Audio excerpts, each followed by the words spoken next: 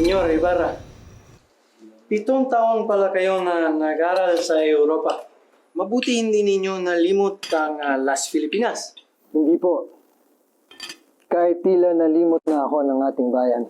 ¿Qué quieres decir? Halos 1 taon po akong walang nakuhang balita buhat dito, maging sa San Diego. Kaya hanggang ngayon na hindi ko pa rin alam kung kailan o ano ang totoong dahilan kung bakit namatay ang aking ama. Don Ibarra, nasan ba kayo sa Europa? Tila hindi yata kayo nakakatanggap ng mga telegrama. Perdóname, señores y señoras. Pero para hindi maging malungkot ang natin usapin, lalo na nasa gitna tayo ng kasiyahan, ito na lamang ang inyong sagutin, senyor. Ano ang mga nakita ninyo na katangi-tangi sa mga bansa ninyong narating? Yan ba ang epekto ng edukasyon sa Europa? Nauumid ang dila ng tao na para bang isang mudo.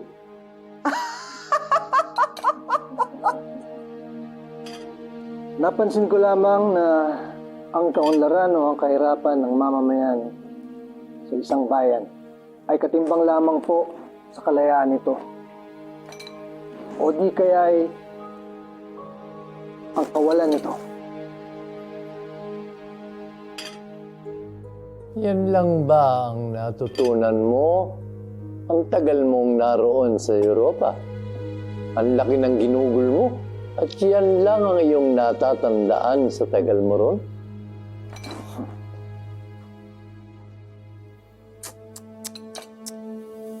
Huwag po sana kayong magtaka kung ganyan na lamang ang pagtrato sa akin ng ginagalang nating kura. Noon pa man ay ganyan na siyang maglambing simula pa nung kami mga musmus pa lamang. Naalala ko pa po noon, Padre, nung malimit niyo pang bisitahin ng aking ama para sumalo sa tanghalian o hapunan. Sinvergüenza. Bakit? Ang ibig mo mong sabihin, masiba ako pagdating sa pagkain? Ano ba? Tonta! Ano ginawa mo kay Padre?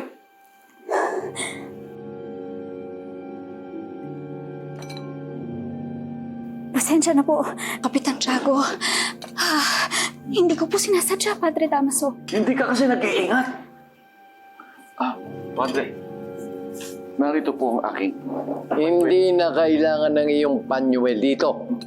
San malaswerte. Oye, mujer!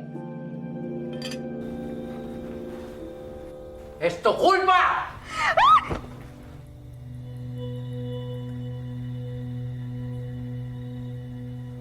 Pinapaalalahanan ko lamang po ang fraile na huwag daanin sa init ng kanyang ulo lalong-lalo na't sa babaeng ito.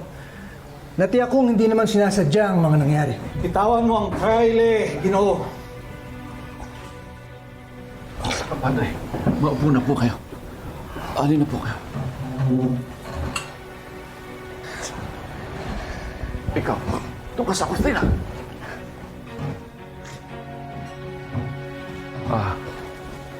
Dispensa. Ipagpatuloy po natin ang ating hapunan. Maupo ka muna iyo.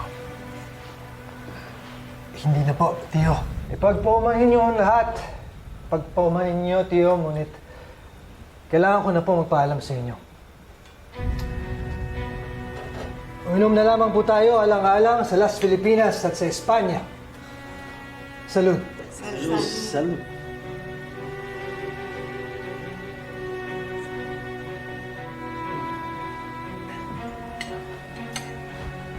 Mamaya ka na umalis. Parating na si Maria Clara. Masama na ho ang loob sa akin ng fraile. Babalik na lamang po ako bukas.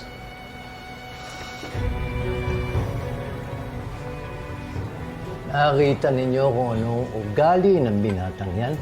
Nakatungtong lang sa Europa. Naging palalo na.